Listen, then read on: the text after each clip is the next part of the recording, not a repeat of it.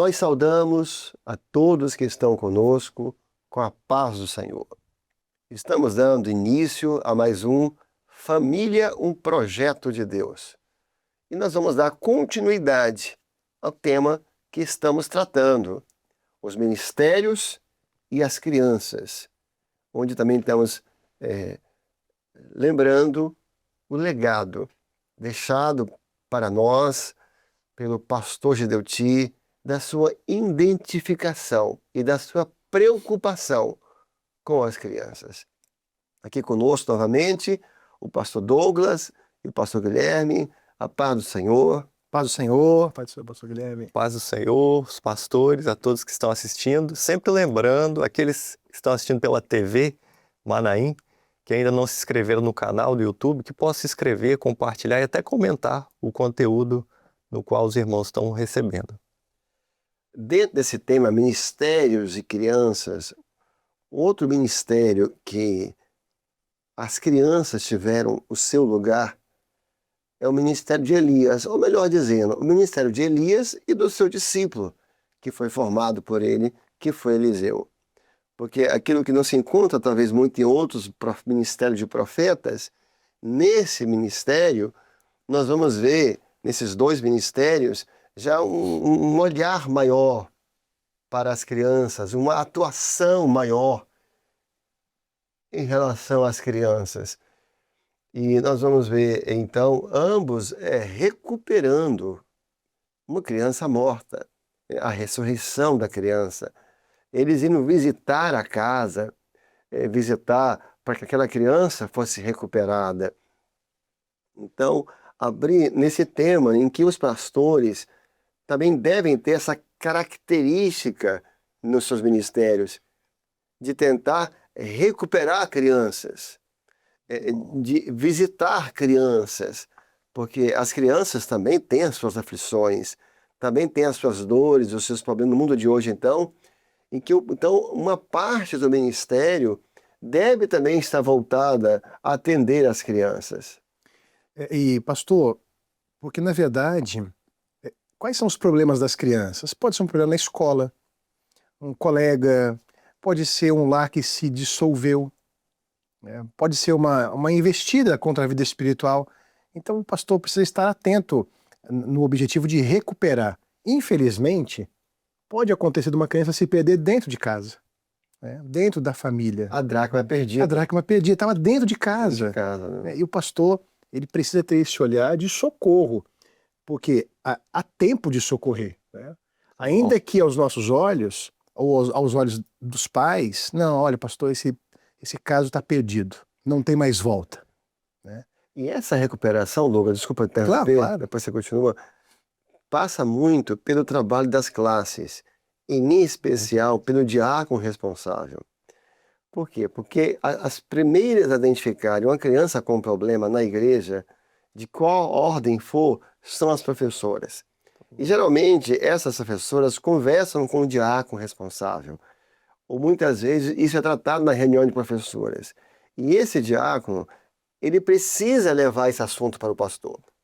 Olha, pastor, estamos com problema na classe tal, com criança tal. Estamos com problema com tal adolescente. Tal criança tendo um problema com a dos pais. Isso tem que chegar no ministério, para que o ministério possa socorrer. Esse é um ponto importante. Em tempo oportuno, porque também não adianta ser demorado. Exato. A Bíblia fala assim que nós não podemos ser vagarosos no cuidado. Muito bom. Nós temos que agir com intensidade no sentido de socorrer aquela criança que está sofrendo. A gente pode não achar, mas elas sofrem, elas têm os dias ruins, elas sentem, às vezes, os pais discutindo, elas percebem. Então esse trabalho de suporte, atendimento, visitar as crianças é fundamental. Muito bom. E você veja uma coisa interessante, Guilherme, que o pastor, eu já tenho falado isso de forma repetitiva, às vezes até repeti algumas vezes. Ali no caso, tanto de Elias como de Eliseu, era um caso mais grave, porque era um caso de morte, não pode haver mais grave. E, inicialmente, Eliseu manda um obreiro, manda um moço, que não resolveu. Porque era um caso de ministério. Muito bom. Era um caso de ministério. Quando ele foi, a unção, porque a unção repreende muita coisa. Então, nós pastores temos esse entendimento, assuntos que não dá para delegar para o obreiro, nem para o diácono, nem para a Geazi. Vai ter que ser o pastor tratando, por quê? Porque a unção vai fazer diferença. Eu lembrei aqui do episódio, né, ali dessas duas crianças foram ressuscitadas, uma experiência na igreja que as professoras procuraram o pastor e acerca de um adolescente, ele estava numa situação muito delicada, precisando de uma libertação, e para os pais, não havia mais jeito. Eles falaram, ó, não tem, a gente já falou, orou, mas as professoras envolvidas ali detectaram, trouxeram ao ministério, e o Senhor revelou que houvesse um jejum ali. As professoras prontamente se dedicaram naquele jejum, e após aquele jejum, o Senhor operou uma libertação naquele adolescente, e elas puderam contemplar ali a mão do Senhor agindo de tal forma que até os pais glorificaram o Senhor. Então, como a importância, a intervenção do ministério nessa atenção às crianças e aos adolescentes, porque às vezes os pais não sabem o que fazer. Eles ficam numa situação delicada, mas o Senhor, Ele é o nosso Deus forte, é o Deus provedor, é o Deus dos milagres. Então, a criança, ela precisa dessa atenção. Quando o pastor se volta e atende a orientação do Senhor, haverá vida, haverá um retorno de bênção. Você quer ver uma coisa simples, mas significativa no dia a dia da igreja? Quando uma criança ela pede oração ao pastor, o que eu diria a todos nós pastores, aí não estou falando para os pastores, mas para nós, nunca terceirize essa oração. Então a criança pede oração, chama o diácono, ora aqui por ela. O pastor deve orar, porque ela vai entender que ela é prioridade para o ministério. Meu Deus. Na hora que você chama um diácono e ora, você está falando algo a essa criança, que ela não é tão importante assim, para o pastor ter que orar por ela, que o pastor não pode perder tempo com aquilo, que tem que vir alguém orar. Então, e para uma criança chegar um pastor e pedir oração, você pode ter certeza que tem um motivo significativo ali. E a criança, ela tem esse lado espontâneo, ela viu no pastor alguma coisa, ela até que muitas vezes pode estar querendo te dizer alguma coisa. Então, a oração é tão simples, né? A criança não nos pede muito. Uma oração simples. Eu, quando vou orar pelas crianças, sempre brinco. Isso que a gente aprendeu muito com o Gideuti. O Gideuti sempre é muito descontraído com as crianças. Ele me ensinou você não ser formal com as crianças. Você sempre brincava, aquele jeito. E as crianças, por isso que eu acho que as crianças amavam tanto ele, né? Sim. Eu usar aquela expressãozinha que a criança sempre ouve quando ela vai tomar injeção. Eu falo assim, pode ficar tranquilo. A oração do pastor é rápida e não dói. Muito bom. Aí eu dava rápido mesmo. Não dá para você fazer oração longa com a criança. Porque você corre um grande risco. Se você fizer oração longa, você está correndo um grande risco. E quando você abrir os olhos, não tem mais ninguém. Tem pondo as mãos sobre o banco. É capaz de não ter mais ninguém lá. Ele já creu, já recebeu a bênção dele, ele já foi orar e você continuou lá, né? Então é você saber lidar com a criança. Isso é muito importante. Posso contar uma experiência? Nessa semana da partida do pastor Gideuti, eu cheguei no culto. Deixa eu fazer a observação então, Douglas. Nós estamos gravando esse programa na semana da partida do nosso querido pastor Gideuti. Então, Douglas, por favor. No domingo, eu fui ao culto à noite, né? E aí, por que eu estou dizendo isso? Quando você atende a criança e a criança cria identidade com você, ela retribui. Eu cheguei ao culto, parei o carro na garagem e cheguei junto com uma família. E essa família tem uma criança, era da classe de pequenos. Ela me viu, ela voltou com um semblante sério, né? Ela olhou para mim, falou assim, veio pequenininha assim, me abraçou, eu abracei, falou, pastor, eu estou orando por você. Que benção. Então, assim, que coisa maravilhosa essa abertura do pastor com a criança e essa comunhão no corpo, no espírito. Ela também retribuir a atenção que você dá a ela e a sensibilidade da criança, a sinceridade de vir para você, olha, eu estou orando por você. Porque ela sabia, né, que nós estávamos sentidos, né? Mas ela veio, me deu um abraço e foi maravilhoso. Eu falei assim com a mãe, foi um abraço pequeno, um bracinho pequenininho, mas grande, né? Glória a Foi do Jesus. Senhor. E com certeza as crianças vão sentir falta, né, do pastor Gideuti. dele falar, tanto que no primeiro pronunciamento, se essa, não é bem essa palavra que a gente usa, mas a primeira palavra que o pastor Alexandre Gueiros deu às igrejas, que foi na escola bíblica dominical, até antes ainda do sepultamento, na reunião ali do conselho, ficou decidido, foi assim, ficou tratado que uma parte importante, e o pastor Gilson fez essa observação muito bem feita, de que era importante se dirigir às crianças. E ele se dirigiu às crianças, que amavam tanto o pastor Jeduti, que não serão esquecidas. Ele dirigiu a palavra a elas, porque essa identificação da criança com o ministério é algo extraordinário, que o pastor deve cuidar disso, e esse legado precisa ser preservado, que ele nos deixou. E que foi um exemplo simples disso. Viaja uma semana, fica uns 15 dias, porque às vezes tem que viajar a família, a trabalho, as crianças começam a perguntar aos pais, cadê o pastor? O pastor não está, você não está vendo nosso pastor, cadê o pastor? Eles sentem falta, só de ver, só de ver. Então, que todos os pastores dessa obra, e tantos outros que estão nos ouvindo, de outras igrejas, entendam a importância desse legado. Muito bom. E um detalhe também interessante que lembrarmos, que as crianças, elas oram pelos seus pastores também. Elas oram. Por diversas vezes a gente recebe, às vezes, comentário até de irmãos que as crianças oraram pelo pastor, só que o pastor estava enfermo, estava um pouco sumido, igual o pastor Marcelo até falou, às vezes até viajou, não tinha nada de errado, mas viajou. Tem alguma coisa errada? Aconteceu alguma coisa? A preocupação. Então, esse momento, acho que o legado que o pastor Gideon te deixa para todos nós, como pastores, como servos, mas para com as nossas crianças, é no sentido de não esquecermos deles em hipótese nenhuma. Eles são prioridades na obra.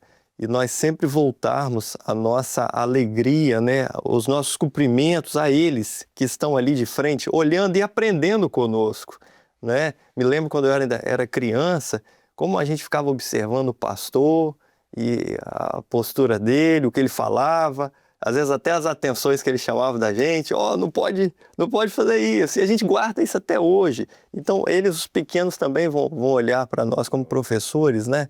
E nós tivemos um professor que nos ensinou muito. Outro ministério que teve uma ligação com as crianças e que mostrou a importância das crianças, uma preocupação, um olhar sobre as crianças, foi o ministério do profeta Jeremias. Aqui de uma forma diferente, no sentido dele como um profeta. Jeremias, você vai encontrar vários momentos, ele profetizando sobre as crianças, apontando que se não cuidasse das crianças,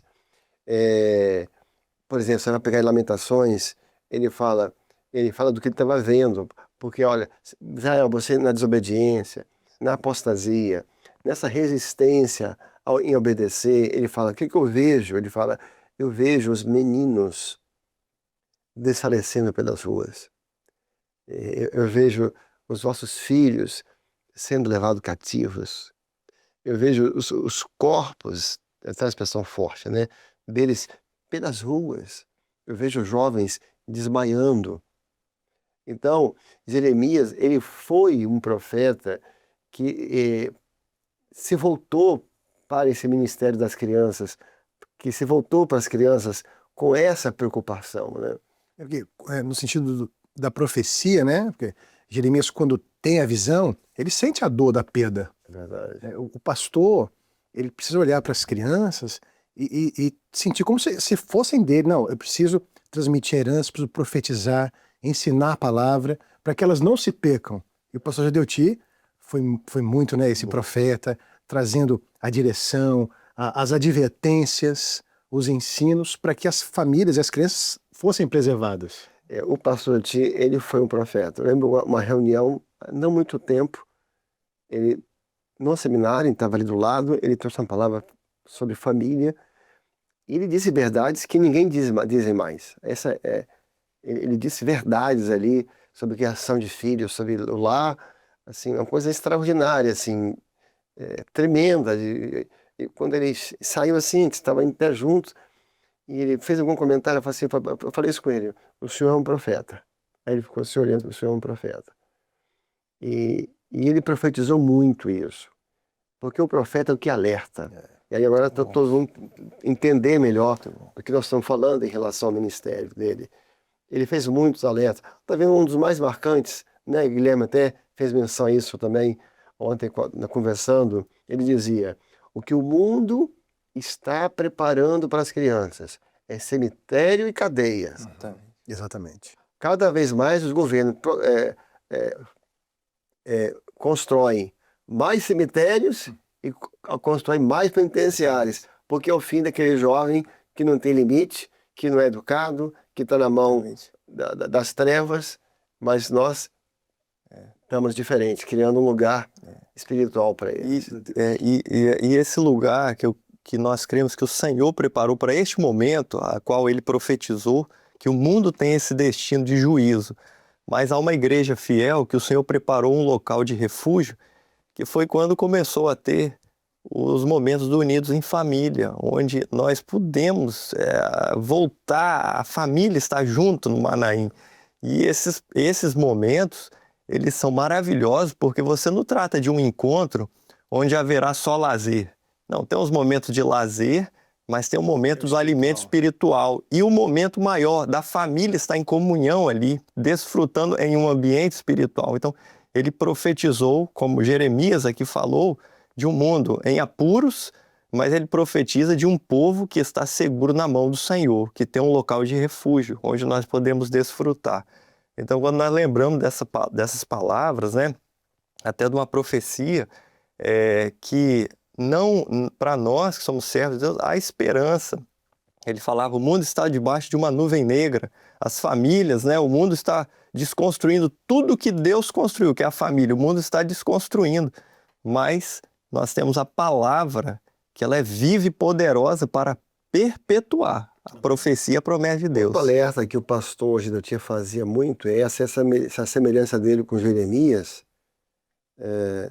Ele dizia muito o seguinte, que os olhos do mundo estavam voltados para a criança. Sim. Ele dizia que todo o interesse do mundo hoje é a criança. Aquela frase dele: o adulto já se foi, já está contaminado. O que agora, o projeto das trevas, né, dizia muito isso? O projeto das trevas que eles querem agora é a criança. O projeto agora é a criança que é o alvo. Essa questão de gênero e deformar a criança. E ele falava muito sobre isso, sobre essa atenção comercial sobre as crianças, pedagógica, de um projeto que atingia as crianças.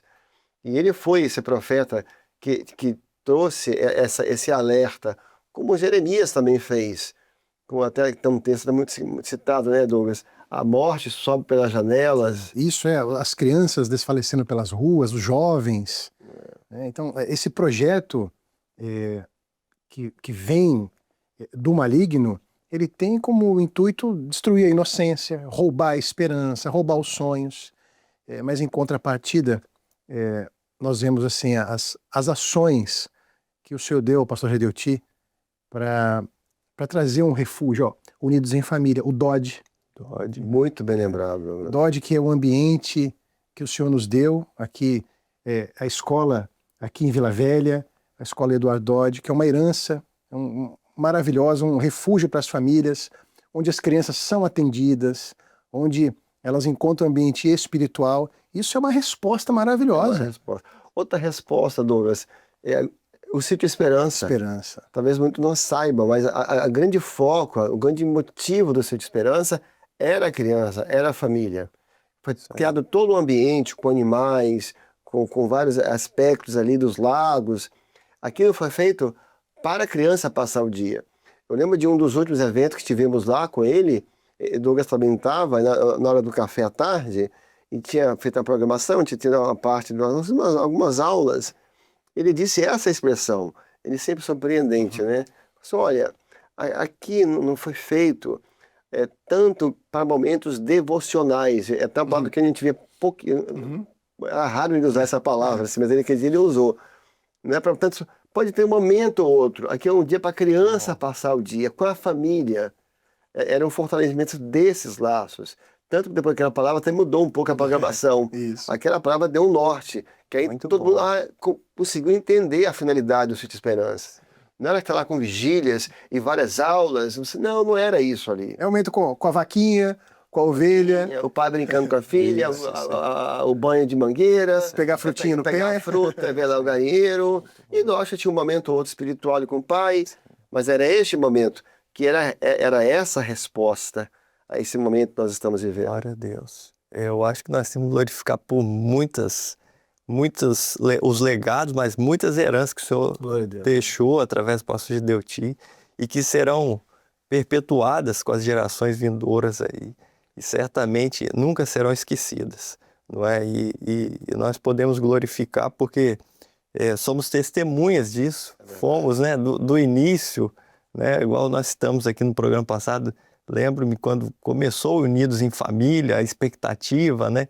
E nós podemos testemunhar isso tudo, e várias famílias testemunhar isso. Se me permitir, ele falou, nós somos testemunhos e temos agora a obrigação da herança. Porque nos vemos aqui como Elias e Eliseu. Amém. Eliseu era um moço que foi gerado no ministério de Elias. Elias viu Eliseu ressuscitar a criança e viu os métodos usados, que foi deitar sobre a criança, boca sobre a boca, mão sobre a mão, né? Peito, coração sobre o coração. Então, ele viu aquilo. Quando chegou a hora dele, ele quis mudar. Ele não fez igual. Está lembrando disso? Uhum. O que ele fez? Verdade. Quando chegou a hora dele, ele veio fazer o que ele aprendeu. Sim. Ele chamou Geazi e falou assim, pega o cajado e passa no rosto do menino. É um negócio até muito criativo, que eu nunca, não é diferente, né? Você desce, você pega o cajado e você faça-se no rosto do menino. Não foi isso que ele tinha aprendido. Exatamente. Não foi isso que ele aprendeu com o mestre dele. Fez, quis mudar, criar métodos novos. O que aconteceu? Não deu certo. Nada. Aí ele volta para o que ele aprendeu, vai lá, entra, faz o que tinha ensinado, dá continuidade, Muito bom. deitou, a criança ressuscitou. Vida. Essa é a nossa Glória a grande Deus. responsabilidade. Glória a Deus. Glória a Jesus. Preservar a herança. Aquilo que o Senhor estabeleceu, que funcionou e que deu Muito bom. certo e que foi por revelação, tem que ser mantido. E aí crianças vão continuar ressuscitando. Muito bom. Não remover os marcos. Não Não remover podemos. os marcos antigos. Isso é para todos nós. Isso não é para A ou B, é para todos. Todos nós temos essa responsabilidade em cada igreja, em cada classe de aula. Uma outra coisa que eu te falava muito, e repetia diversas vezes na EBD, era a capacidade da criança de entender o conteúdo. Ele até dizia assim, ó, as crianças estão entendendo mais que os adultos. Está dando mais resultado que os adultos. Mas eles mandam aqui as respostas e respondem tudo.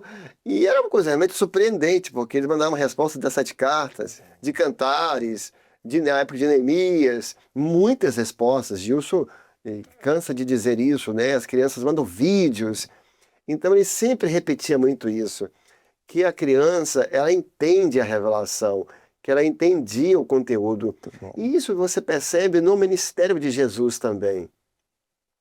Porque o que foi que incomodou tanto os religiosos, a casta religiosa de Israel, quando as crianças começaram a cantar para Jesus, na entrada triunfal, depois que ele purificou o templo e começa a curar coxos e aleijados e mancos, as crianças, quando começam a cantar, no cântico delas, elas estavam identificando Jesus como Messias. Elas estavam profetizando, né? Elas estavam profetizando, olha só, eles entenderam que a profecia estava se cumprindo, que aquele não era ninguém menos que o próprio Messias, né? Hosanas, ao filho de Davi, ao que vem em nome do Senhor, que era o Messias.